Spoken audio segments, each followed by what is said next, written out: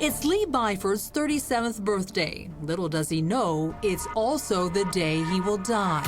Just hours before the tragedy, Lee's mother, Ann Mariotti, woke up excited to be the first to wish her son a happy birthday. I talked to Lee twice that day because it was his birthday. Lee tells his mom he plans to have dinner with his girlfriend, Tiffany. I'm gonna kind of like decorate my living room and dining room and fix him something to eat so when he gets off, you know, he can kind of celebrate his birthday a little bit. Lee had just put in a long day at his Knoxville, Tennessee auto painting shop with his friend and coworker, Jackie Sutton. You were one of the last people with Lee. You were with Lee all day, the day he was murdered? All day long. He and I had worked from, I want to say it was 9:30 till 6:30, somewhere around there. And he was going home to eat. But when Lee arrives home after work, he's unusually late and not alone. He came in the house. I was like, "You're late. You know, I had something planned for you." And he was like, "I know, I understand." He said, "But I have to take Gerard home."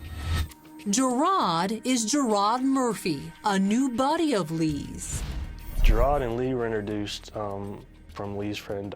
Gerard was out of work at the time and needing to make some money, and asked him, "Do you have anything you need done at your business where he could work for you a little bit?" He was trying to help him out. He was trying to help him out. And on this night, that included a ride home. And I said, "Okay, so when will you be back?" He said, "I'll be back a little later. I promise." I said, "Okay."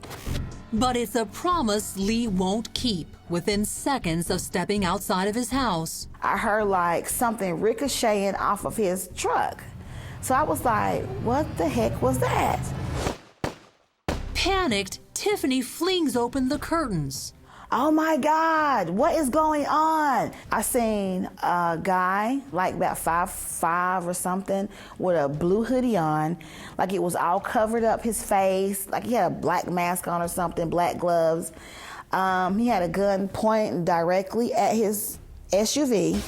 Screaming at the top of her lungs, Tiffany runs out on the front porch. The masked gunman doesn't flinch and runs to the driver's side window of Lee's SUV. Now he is mere inches from Lee, who has managed to lock the door. But he was beating on the side of his window, and I was on the porch screaming, "Please leave him alone, go away." But the masked gunman won't back off. At that point, the gunman is trying to open the door. Knoxville police investigator Brandon Wardlaw says at that moment, Lee was in big trouble. Byford puts the truck in reverse, tries to back down the hill, I would say to get away.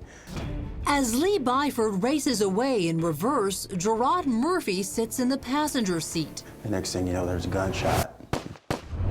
At that point, he says, Byford looks at him and says, I think I'm hit. Tragically, Lee has been gravely wounded in the left side of his chest. Investigators say at that point, Murphy stepped on the accelerator. After Byford's shot, the truck rolls down the driveway from where he initially had stopped when he got home. It actually gets stuck right here where the driveway and the street meet. There's a little ditch here.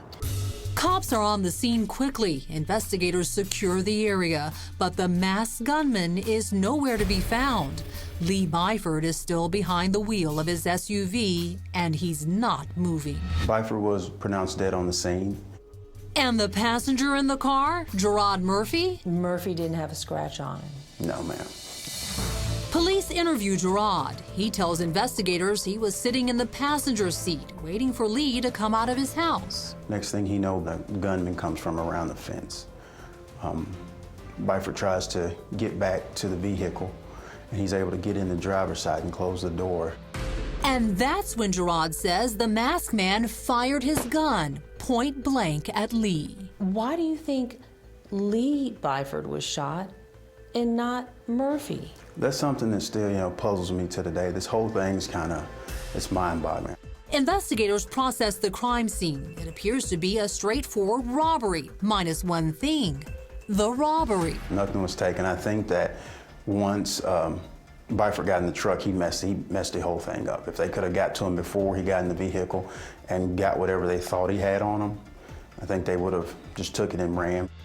Investigators scour the crime scene, looking for anything that will point them in the direction of a potential suspect. We were able to locate, it was a piece of chewing gum, I think an earring, that we confiscated. We actually went back the next day with a metal detector to make sure we didn't miss any shell casings. The one thing cops do have is a partial description of the gunman. A blue hoodie or sweatshirt and a black ski mask. Then, just days after the shooting, Knoxville police get what seems to be a huge break in the case when they receive a call from Lee's girlfriend. I'm at the house, I look down, and I see a black mask on the ground. Wait a minute now. You tell me you found something as small as an earring in the driveway that night, and then the next day you also searched and you found chewing gum and other things. But then 2 days later, you get a call that there's a ski mask that just shows up in the driveway? Yes, ma'am. Is that odd to you? There's no way I missed that ski mask. Coming up, did Lee know his killer? And this thing's been kept hush-hush. Someone in his circle. Cops are beginning to wonder if this was a robbery gone wrong or a well-thought-out execution. I believe somebody came there with intentions. But who does the family think is behind the hit? A really scary bad guy.